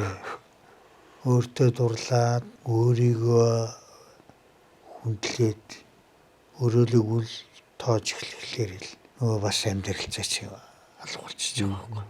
Харин тийм энэний одоо яг одоо чин зааг нь одоо юу байх хэрэгтэй юм бэ? Тэр хүмүүс үнэхээр өөрсдөө яг чадаад бардаад ер нь тийм байгаад байна уу? Эсвэл тэр бусд одоо найруулагч мэрэгжил бол их хүндлэлийн мэрэгжилтэй. Жүжигчд маань уран бүтээл бүгд хүндлэнтэй. Тэр хүндлэлийг ерөөсөө тэгж өөрөө тэгж давруу байдлаар гэх юм ашиглаад байдаг юм уу? Яг вэ давруу байдал биш өхөө арайч бас тэгж. Ер нь бол найруулагч гэдэг чинь нэг тийм бас юу шүү дээ. генерал, минерал, сентименти биш шүү дээ, тийм ээ. Тий. Энэ зүгээр л багаар ажиллах. Тийм шүү дээ. Тэр тайз, гэрэл, өгчм, ховцос, жижиг хэргэл, жүжигчид, арын албаныхан, конторын албаныхан эдгээр хин бүгдийг л нөгөө нэг Жинхэнэ санааруугаа хөдөлж явж байгаа те. оюуны хар ажил байгаад байгаа байхгүй юу? Чиглүүлэгч хийж байгаа л тэр хүн шүү дээ. Тий. Тэр хүн маань л одоо тийм ээ. Хаан болоод л. Тийм өрөөсгөл хандаад эхлэхлээр л жоохон тийм алдаа гараад байгаа юм л да. Тэгээд найруулагч биш шүү дээ. Бас ядарна шүү дээ. Чи мэдээж Ядрах дандаа ганцаардаг юм шүү. тий Ер нь бол тэмцээр ууд ядарна шүү дээ. Тий. Тийм зэрэгт сууж байгаа хүн ч гэсэн ойлгохгүй байх үе биш. харин тий. Ойлгохгүй байх үе өөрөө ч төрүүлдэг гэж магадгүй. Тэр хамт олон хичнээн сул бүрлдэж чадна. Төдий чинь хүчтэй байх хэрэгтэй. Хүчтэй байх тусмаа төдий чинь хол явах хэрэгтэй. Тийм үү? Дэвшил авчирч явах хэрэгтэй. Тэрнээс ингээд суугарч үлдээд ч юм уу те тэр дэвшилд оролцохгүй хөндлөнгөөс тэ нэг ажиглагчийн нэгдсэн үндэсний байгууллагын ажиглагчийн байр сууриас хандаад байгаа болохоор нөгөө нэг бүхэл цулаараа байх гэдэг юм чинь доголдолд ороод ирж байгаа байхгүй. Төрөний ойлго ганцаардл руу орё. Ер нь тэгээ нөө бусад хүмүүс ойлгохгүй байх, ар гэр ойлгохгүй байх те, найз нөхөд ойлгохгүй гэл ер нь өөрөөс нь өөр хинч ойлгохгүй юм шиг санагдаад л нэг тийм үе бас байд. Үе ч гэж ер нь байгаа л ах л та. Энийг амьдралтаа яаж ганцаардл ярихлаар би бас өөрийгөө л ярьчих шүү дээ. Мэдээж би одоо өөрөө л энэ тухай ярихгүй. тэр ажилтай тэр мессеж нь яаж уйлдуулж та. Ер нь бол би одоо ингээд зөндөө өнгөрөх бүр ирэхтэй шүү дээ бас. Нэг талаар. Тий. Яа тэгэхээр театрт нэлээд хэдэн жил болчлоо. Байх хугацаанд бүх энэ сайхан найруулагч нар, уран бүтээлчтэй, үеийн уран бүтээлчтэй ажиллаж үзлээ. Бүх төрлийн төрөл гэж одоо жанр шүү. Жанрын. Бүх жанраар бүтээл хийж үзлээ.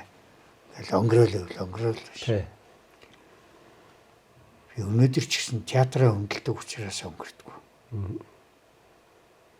Театрын этик тийм ээ. Театрын ёс зүйн намайг дарамтлагдаг байхгүй. Тийм учраас өнгөрдөг. Нөгөө талаар би зайч тийм нийтч олонлог байсангүй шүү дээ. Дандаа л ганцаардлаас. Жүжиг сонгосон. Бүтээл хийсэн. Миний доторх хэм хэмжээнд хүрсэн үү? Хин асуусан. Тэ? Энэ бүтээлийг хийх гэж миний дотор юу болсныг хичнээн одоо сэтгэл минь хэдэн хөв гэмцсэнийг хин асуусан. Тийм үү? Жүжигчид бол явт дөрөв нэтайхан болоод баярлалаа найруулагчаа гэж гоё хэлнэ. Муу бол энэ найруулагч юм байсан. Хамгийн ойлгомжтой. Бид нар энэ найруулагчийг ойлгож чадсан билүү? Ойлгохгүй нь тодорхой байна л да. Урлагийнхны тухай ингээл нэвтрүүлгийн одоо иймэрхүү контентууд явахлаар л биеийнхээ алдаа ч юм уу эсвэл нэг жоохон ёс бус юмыг инээд болгоод гайхуулах маягтай ярилцал. Одоо жишээ нь Баатар найруулагчийг ярьдаг манайх. Урлагийн олон хүмүүс ярьж байгаа юм харсан. Тэр хүнийтэй ингээд яг ямар идеал, ямар зорилгоор тухайн бүтээлийг тавьсан, ямар жүжигэн дээр ямар дүр хин гэдэг жүжигч нэр бүтээл гэснийг ярихгүй байгаа байхгүй. Яг мөн чанар тэр хүсээдсэн юм ярихгүй байгаа. Тий. Нөгөө тэр асууж байгаа ч тэр. Найз нөхөд байснаа л ярьж гайхуулчих. Тий. Би ч гэсэн яг ярил шүү дээ. Зөндөө хүнтэй хамт арх уусан ч юм уу те. Тэгэл ярил шүү дээ. Тэгтэл над тэднийг тэгж ярьснаас илүү тэр хүнтэй тийм номны тухай ярилцж байсан ч юм уу те. Ахиллесийн үед Гектор амьдарчлаа, Гектор үед Ахиллес амьдарчлаа гэж Хомер бичсэнчлэн тийм шүү дээ. Би одоо дөрцөн буугаа мөнх дөржгаа тийм шүү дээ. Санчигдам Баатар болд тийм ээ. Тэгэл одоо Жимдэржийн аав Наранбаатар тийм шүү дээ. Хэдэн жилийн турш одоо юу итгэл идэр болд ч юм уу бүгдээр нь ажиллаж шин. Тэгэхээр өнгөрсөн өнөөдөр ирээдүй надад ч гэсэн байна шүү дээ. Би ч гэсэн бас хин нэгэнд бас тэгэл бодвол дуршигдах байлгүй дээ. Тий. Хэрвээ зөв явж байгаа бол тийм бүтээлийн үйлээ зөв хийж чадсан бол шүү дээ. Мэдээж буруу хийсэн бол хин дурсах дээ. Буруу хийсэн бол хөшөө тийшээ хартын зам бол баларна шүү дээ мэдээж. тэгээд одоо тэр их дотоод шаталт тэр ганцаардал тэр үзэл санааг театрын тайзан дээр буулгана гэдэг бол одоо нэг алаан гэдэг шиг л тодорхойлол байгаа байхгүй одоо бүх юмаа боловсруулна сонголтуудаа хийн инээтрээ тэгээд уран сайхны зөвлөл одоо нөгөө театрын хяналт мяналт гэж залуу байхад бол жишээ нь тийм одоо дутуу санагдаад хүссэндээ хүрэхгүй байх тийм тохиолдол байв танд байлгүй. Одоо миний багш Лаас өрнгийн найруулагч байсан. Жүжигчний уран чадварын багш маань Ламхүү ардын жүжигч тийм ээ. Тэгээд багш нар маань одоо тийм л юм заасан. Ер нь бол та уран бүтээлч болно гэдэг өөрийгөө сонсохоос эхэллээ шүү. Тийм ээ. Анхны зохиолыг уншихтаа ч гэсэн ганцаараа үжиж унших хэрэгтэй. Ямар нэгэн хөндлөнгөөс танд нөлөөлөх ямар ч хүчин зүйлгүйгээр тэр ертөнцид орохын тулд ганцаараа үжиж унших хэрэгтэй. Гэдэг л юм заасан. Тэгээд би одоо энийг шавнагтаач заадаг. Анхны уншлага маш чухал. Та ганцаараа үжиж уншиж. Хүнээр бити уншуулж. Тэгжээж тэнд нэвтрэх гэдэг ш. Нэвтрэхийг ирмэлцэх гэдэг. Дүүнлэгөө адил тэр ганцаардл чинь заримдаа хүчээр бас бий болох шаардлага байна. Буцаж ганцаардл руу орох гэдэг шүү дээ. Боловсруулах тий. Нэг хүчээ ядсандаа ч бас дандаа ганцаардаад байгаа юм биш шүү дээ. Тэгээ нэг хөргөлсөндөөч дандаа ганцаардаад байгаа юм биш. Бас бүтээлийн төлөө ганцаардахгүй биш. Тэгж сайн боловсруулж чадаж хэмээн өөрийнхөө юу хүсэж байгаа ямар хэрэгцээ хангах гэдэг хаана буудлах гэдгийг мэдсэн цагт ганцаарлаасаа ингэж ирсэн нөгөө хэдтэйгээ ярилцгаад үнэн байлны хотлоо байна гэдгээр нотлогдож ирнэ. Найруулагч нарыг чинээ хууртаа хартаа тийм ээ. Соос мөс шалгалт өгч яа найруулагч болох гэдэг гэсэн. Хүн загиндаг нь гоё нэргээд тийм онгойч нэг тийм хэлбэр харагдуулаад. Тийм зарим нь ч ерөнтэй гэдэг охоо хэлбэрдэг баг. Би бас тийм зарим нөхдөд мэднэ. Тэгэхээр яг үндэ би бол хизээч сасандаа дулталж үжиг хийж бас үзээгүй л биш. Харин тэгэхэр ч бас хэцүү байна. Тэр багш нар маань бас тий сасандаа дулталж үжигээ хийж чадчих байсан ч юм уу тий. Хизээ сансандаа дултал тэгж бүтээлийн их найруулагч төрөх юм бол тийм. Яг вэ хэлбэрдэгчд бол олон гарна. Та жишээ нь агуулгач чухал хэлбэр чухал. Агуулгач чухал. Вот. Одоо энэ академик чинь хамгийн гол юм дээр шүү дээ. Агуулга. Агуулгал тулах хэрэгтэй. Агуулга гэдэг чинь өөрөө мэдлэг, баялаг. Тийм үү? Хэлбэр бол хэлбэрдэгчид бас олон болоод шүү. Тэр хэлбэрийг одоо юу гэдэг агуулгын ялалтын оргил дээр туг зооцсайтай бодох юм. Яг тэгээд энэ тухай бол одоо өстөн дайсан шиг бид нар урлагийнхаа ялангуяа тэгж болохгүй. Сайхан ярилцах хэрэгтэй. Сайхан хэлцэх хэрэгтэй. Тэгжээж тэр үнэн аав тий.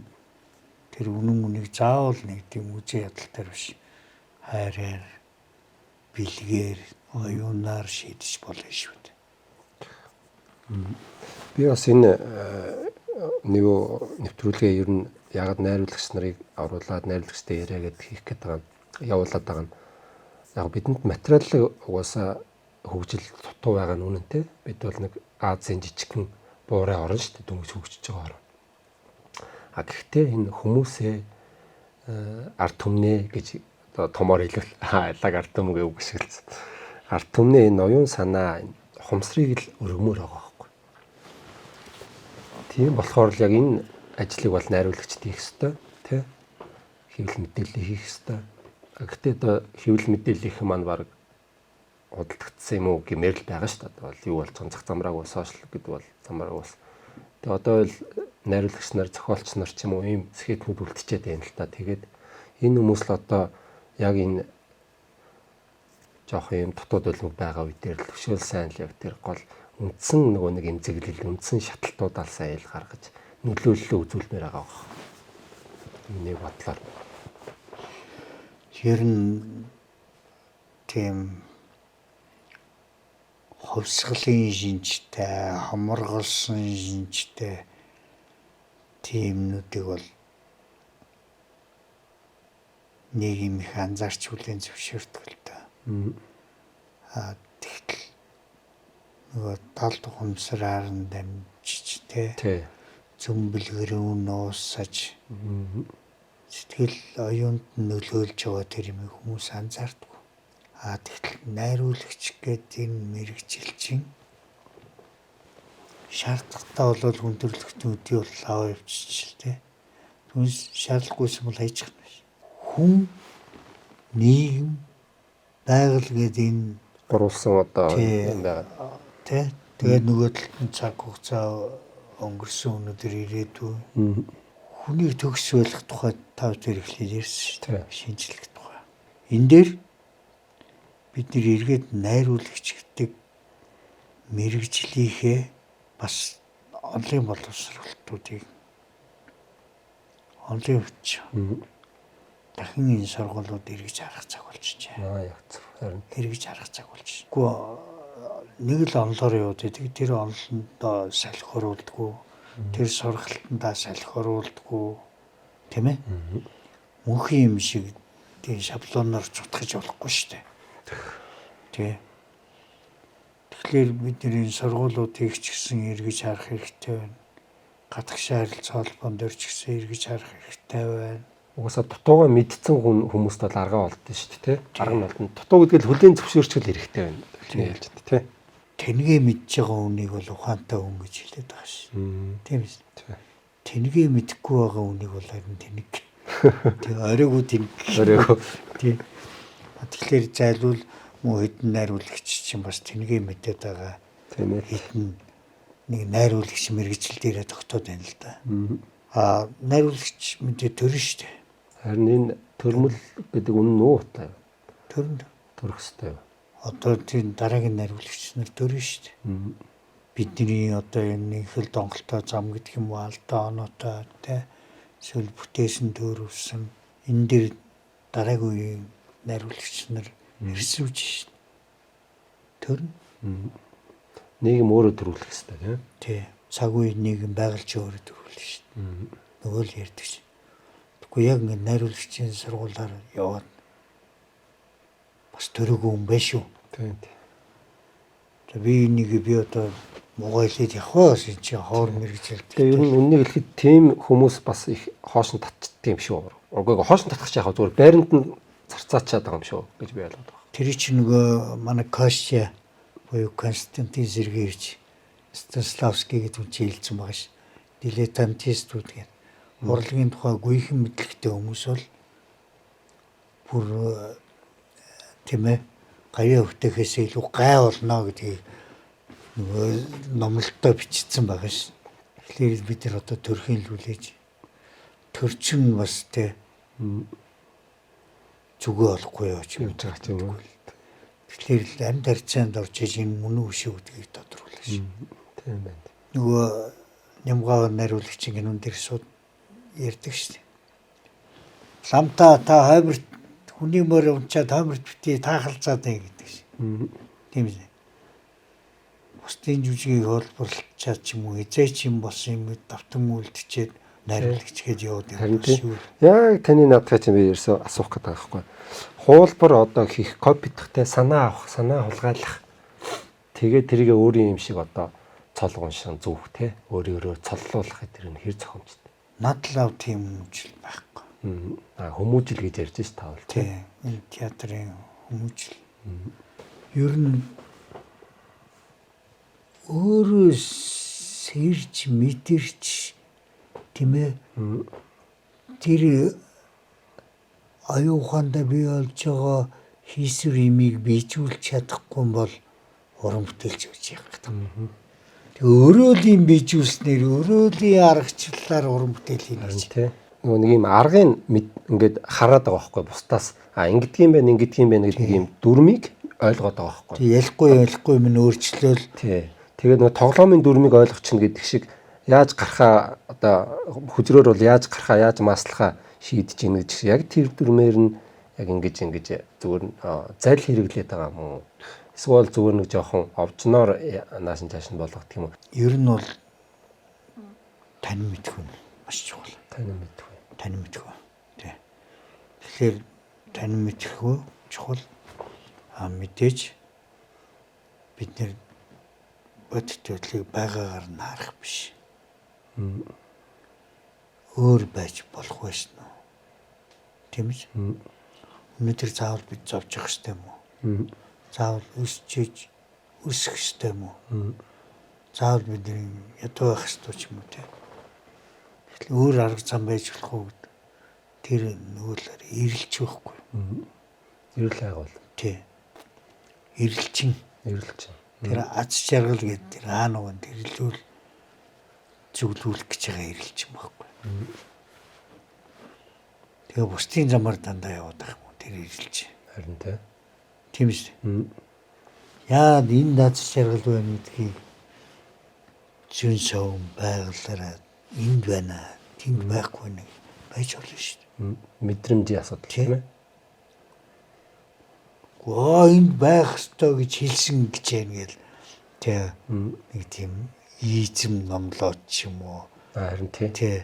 Ингээд нэг амар том философи яриад тий. Бас тийм ярьдаг хүмүүс байна уу? Үгүйсэхгүй. Тэр нь тэгэл даруу байна гэдэг чинь тэнгийн илэрхийлэл биш шүү дээ. Бас их ярьж яах гэдэг чинь нэх мэдлэгтэй хэлбэр чинь биш. Яг өнөөдөр бол эрхэмдүү хүндэтгээл зарим нэг юм ярьж байгаа шүү дээ. Ярьж чаддгүй. Миний ярихаасаа илүү миний ярианы үйлдэл гүйцэтгэл нь миний уран бүтээлээр дамждаг. Тийм ээ. Жишээ нь одоо би өөрөө ч анзаардаг. Миний их үеийн бүтээлүүд дандаа тийм инедми комедийн дуулалт муулалт тийм чиглэл рүү их байсан шүү дээ. Одоо тэгээд нэг жоохон үсэн буурал болоход хэдийдээ хүү гэдэг ан ахмад уян шүлэг шиг тийм л боддог харьцуулдаг юм их болоод байна л да. Өсөлтөл угаасаа яваал байгаа. Одоо энэ Ахмад ч яг одоо таны үеийн найруулагч нар тэр ингээл болоог байна, ингээл өсөж гин, сурж гин гэж ярихаар одоо залуу бид нарт бол өшөөл хол байна л да. Энэ бяцхан бэндийн мэдлэгчин ер нь хол биш. Үгүй энэ дээр чинь нэр би жоохон яруу юу миний нэг юуны яаралч бодлын яаралт. Бүр ингээл угаасаа энэ их далаа шиг мэдлийг угаасаа миний тарих гүйцэхгүй шүү дээ. Тэгэхээр энэ наан донд нь ингээд нэг юмнууд ингээд хийчихээр ингээд тэдрийг яаж амжилттай болгох вэ? Ер нь бол угаасаа дутууд өлмөг хийх нь ойлгомжтой байгаад байгаа хгүй ер нь бол мэдлэг дутуу байгаа учраас гэхдээ өөрийнхөө хэмжээнд яаж тэдрийг нэг хитахан амжилттай болгох вэ? Таны одоо та залуудаа яаж тэр ингэж барьж гоё ойлдуулж юм? Зэрэг үү? Залуу нас чи өөрөө бас амгалан шинжтэй шүү дээ. Яагаад ч юм таалагдахгүй шүү дээ. Тий. Зарим бүтээлүүд нийтэрхий уучсаг байна ч юм уу тий. Одоо өнөөдөр магадгүй би залуучууд тэгж харагдаж юм. Гэтэл би ингэж хүсэж байна. Би ийм хийхийг ингэж амьдрахыг ингэж амьдруулахыг ч юм уу хүсэж байгаа байхгүй. Энэ ирээдүйн цаг дээр биш шүү дээ. Хүсэж байна гэдэг. Тий. Хүссэн гэж хэлээгүй шүү. Хүсэж байсан гэж хэлээгүй. Тэгэхээр ирээдүйн цаг дээр болохоор тэмүүлэл байсан байна. Тэр тэмүүлэл одоо өнөөдрийн төвшинг өнөөдөр болтол ингээл авч явж байна л да. Өнөөдөр ч гэсэн би бас маргаашийн тухайч. Тийм ээ. Олон шавнар байна. Зарим шавнар маань одоо намайг бүр бурхан мэт үзчихээ. тийм ээ үзэж байсан. Одоо дэрэг мартсан шавнарч юм да. Тэгтэл би тэр өнгөрсөн цагтаа зурлаж байгаа юм. Тэгж яхаа нь би өнөөдөр ном сурахыг эрмэлзсэн тэр цогтой халуун нүд над руу харж штт. Маргааш амьдрах гэсэн тэр нүд над руу харж штт. Тэднэрт юм уу өчүүхэн мэдлэгээ дамжуулж өгье л дөө. Багш нараас авсан, морхтуудаас авсан. Тэгвэл миний одоо энэ төвч хэлж байгаа хэрэгтэй театрт нэг хэдэн жил ажилласан хэрэг. Гэтэ энэ театрын тайзыг бас нэг дуртай нэг хүссэн нэгэнд нь тийм ээ зүгээр ямаргүй шүү дээ. Маа ч юм уу дэвсмээргүй байна. Тийм. Тэгэхээр энэ театрыг бас нэг тий ухамсар гоо зүүн төлөвшсөн хүндэл үлдэх үүрэг хариуцлага гэх юм уу. За тэгж одоо үүрэг хариуцлагыг нэр зарчимтай үг ярих хавлыг тийм хүн чанартай баймар. Тэгвэл би ясна тэгээд өвдмөргүй шүү дээ дараа. Тийм ээ. Тэг би юу хийж втэ тэр ч юм уу. 90 гаруй жилийн түүхтэй чинь өөрийн гэсэн бүр ингээд дэг сургууль тий өөрийн гэсэн ийм орчин тэнд бүр одоо нөгөө бүр томруулбал вант толс тэнд байгаа шүү дээ тийм ээ. Энэ дотроо ингээд. Тэгээ энэ бол гайхамшигтай л да яг театр үздэг одоо манай үзэгчид бол театрт бол очих үнэхээр дуртай үзэгчд маш олон байгаа. Одоо залуучууд их үзэж байна. Тэгээ театрынхандаа амжилт хүсье. Танд бас их амжилт хүсье. Баярлалаа. Тэгээд энэ би өөрөө орсондоо дуулдуулж байгаа юм шүү. Тэмээ нэг арга цаасан эдгээр ямар ч нэвтрүүлгийг шүүмжлэхийг бас хүссэнгүй. Гэхдээ ийм хүний дотгошоо өнгөсөн те оюун бодол руу нэвтрэх гэсэн сэтгэлийг бодлох гэсэн ийм бас нэг нэвтрүүлэг контент ч бүтээл гарч ирж байгаа. Баяр хүргэе. Тэгээ энэ сэдвээр нь цаашаа сайхан ажил болгоорой. Бас энэ урлан бүтээлчгүйгээр уншигч дунд ч гэсэн багш нар дунд ч гэсэн бидний энэ мэрэгчлийг маш сайн гүн үзгий судалсан хүмүүс байдаг. Тийм ээ? Тийм. Тэднэртэй бас их сайн уулзаарай. Бид нар л нэг өөрсдөө яриад би театрын хүн гэж өөрсдөө магтаад байгаа юм чухал биш шүү дээ. Тэгэхээр миний нөгөө үзэгчгээд дөрүүд тийм бас маш сайн харилцаа холбогдохоороо тий. Тэгживэл чи бас нөгөө цаг үеэ мэдрэхэд тэр хүмүүс юу хийгээд байгаа тий. Тэгэхээр бид нар биеинтэй магадгүй тэр яриан чинь тэр хүмүүс илүү орж ирвэл би ч гэсэн бас сурмаар байна шүү дээ. Тийм ээ? Тийм.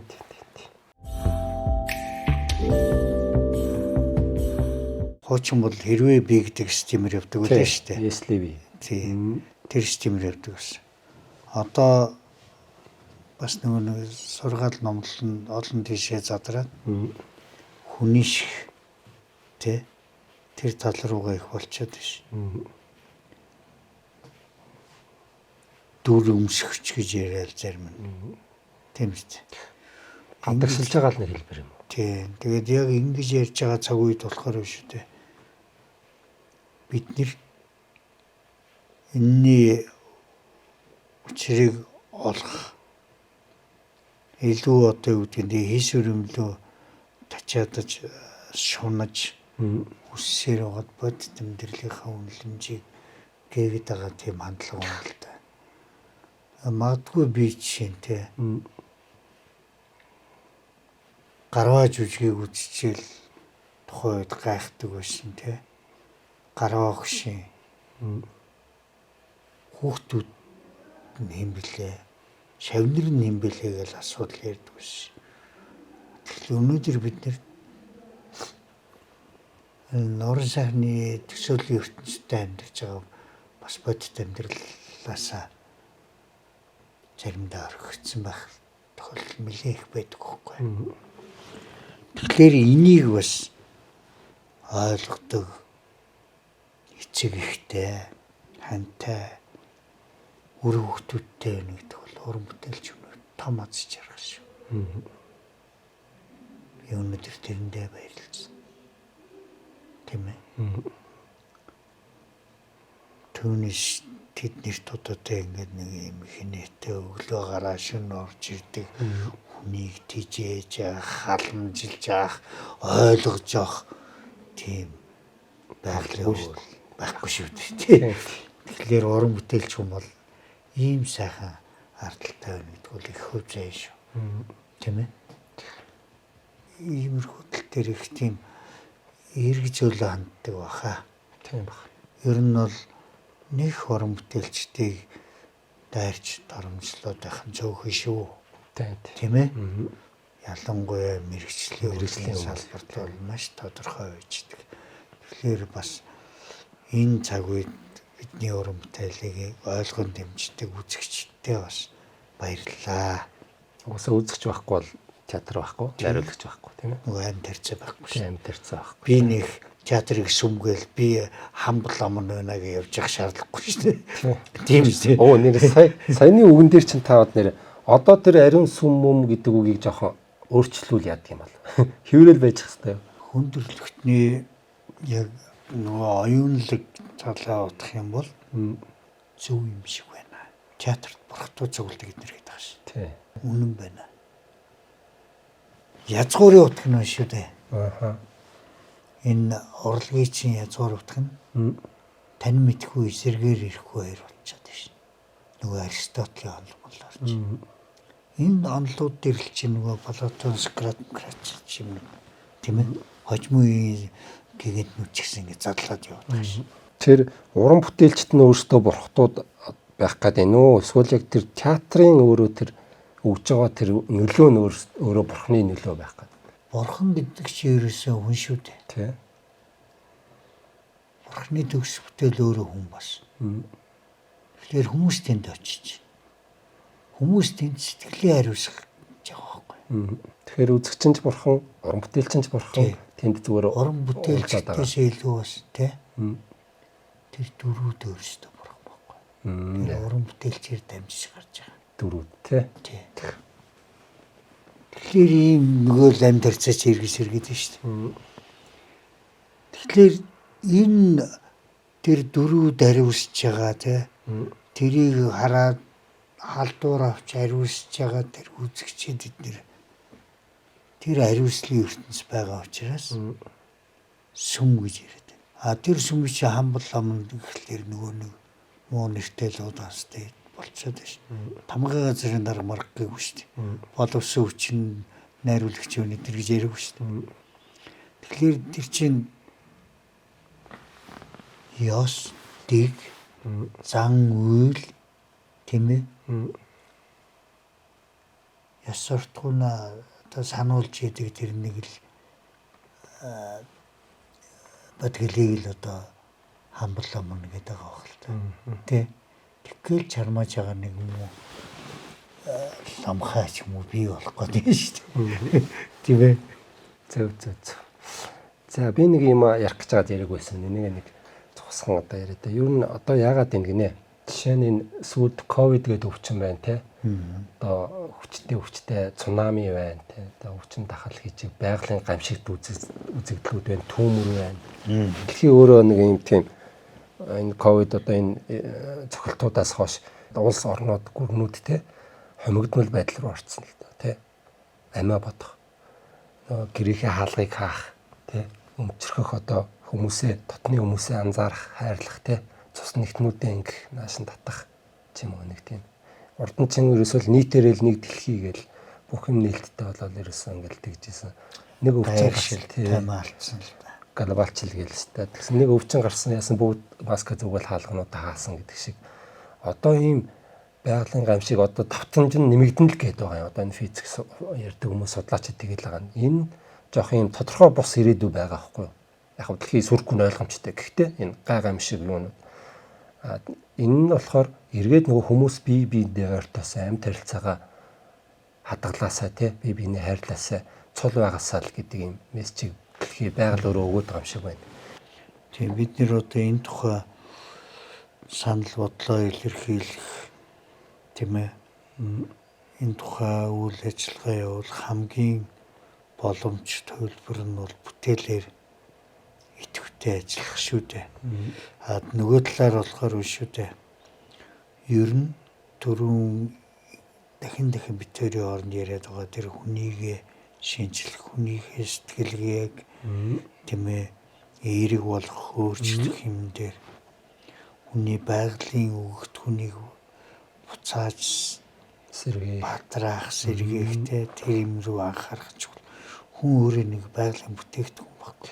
Тэгээд тэр байгалийн бүтээгдэхүүн байгалаа бас танин мэдж ойлгож тэрнтэй эвсэн нэгдэж амьдрах, цулуулж амьдрах тэр зайлшгүй шаардлага ирээд байгааг эднэр сануулад байгаа. Тэгэхээр энэ байгальтай харьцчихсэн энэ өгөгдлөө бид нэр багасгаад байгаа юм болов уу? Тэгээд энэ харьцаа муудаад ирэх тусам бидний одоо нэг 3 хэмжээст дүрс гэдэг шиг тэр төвшөндөө баригдчиад тэгэхээр үндсэн бидний нэг эдис бүрэлдэхүүн болсон байгаль маань тэрнээс илүү хэмжээст төвшөндөө бас яваад байгаа юм болов уу?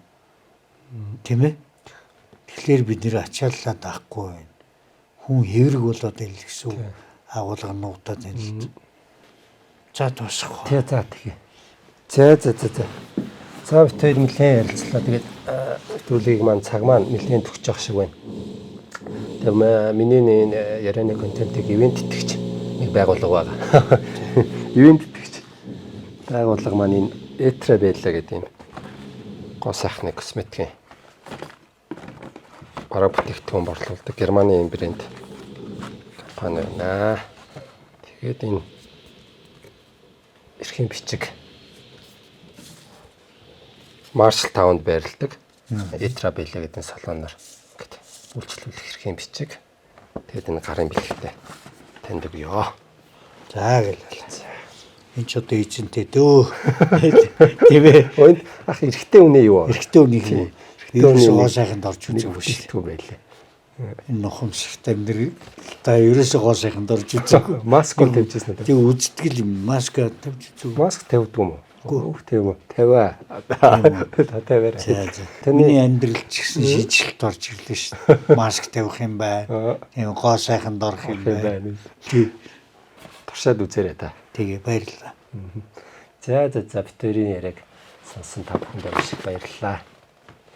Тэгэд энэ хүнтэй өсгөө сайхан ярмаар л байна. Одоо цаг хугацаа гэдэг бол хугацаатай юм тий.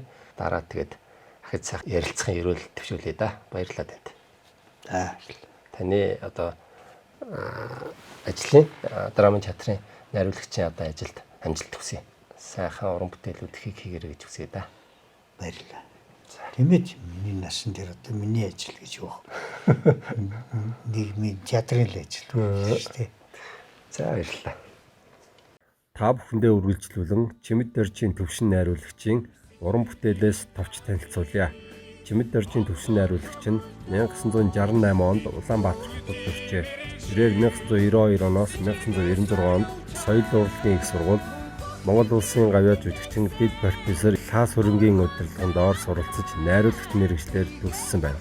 Төвшин найруулагч нь 2001 онд соёлын тэргүүн ажилтнанд цол тэмдэг, 2009 онд Эдип хаан жүжигээр Гигамуза наадмын гран-при шагналж, 2013 онд Чиполлоны тохиолдсон адал явдал жүжигээр Гигамуза наадмын шилдэг найруулагч, 2014 онд Норвын навтар жүжигээр Гигамуза наадмын шилдэг найруулагч, 2011 онд Алтан гац цолон, 2021 онд Монгол улсын урлагийн гавьяа цол тэмдгийг хүртсэн байна.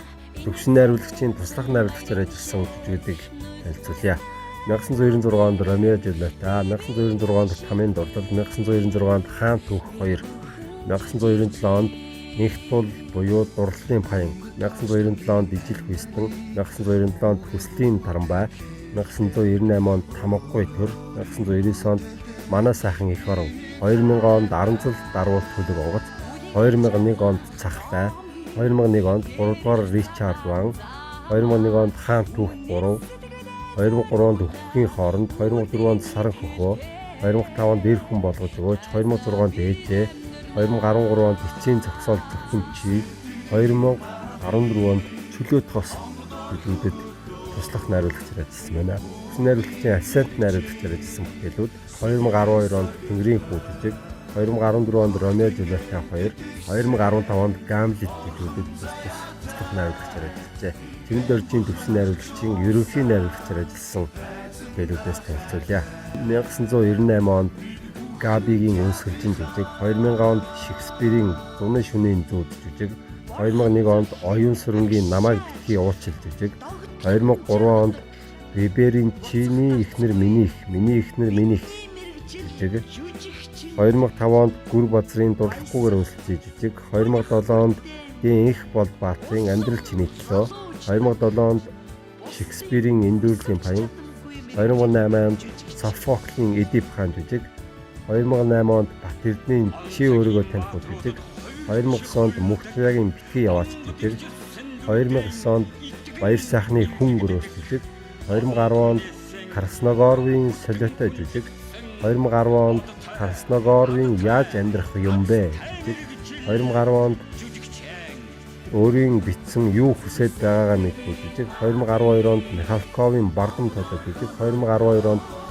Южен Онилийн Тамийн дуулал жүжиг, 2012 онд Полоны тохиолдсон адал явдал, 2013 онд Норвегийн нохор жүжиг, 2013 онд Шидэж шүүр жүжиг, 2013 онд Бухан чамайг уучлаг жүжиг, 2014 онд уушлаарай та дугаараа андуурч жүжиг, 2015 онд Гүр Базрын Жагаагүй нүд жүжиг, 2016 онд Би эндээс явах жүжиг, 2018 онд Оддын өвчин жүжигүүдийг тус найруулан тавьсан байна. Төвсөн найруулагч нь Улсын драмын Эрдэнэ театрын ерөнхий найруулагчаар томилогдоод удаагүй байгаа бөгөөд төвсөн найруулагчдаа уран бүтээлийн өндөр их амжилтыг хүсье өрөөё.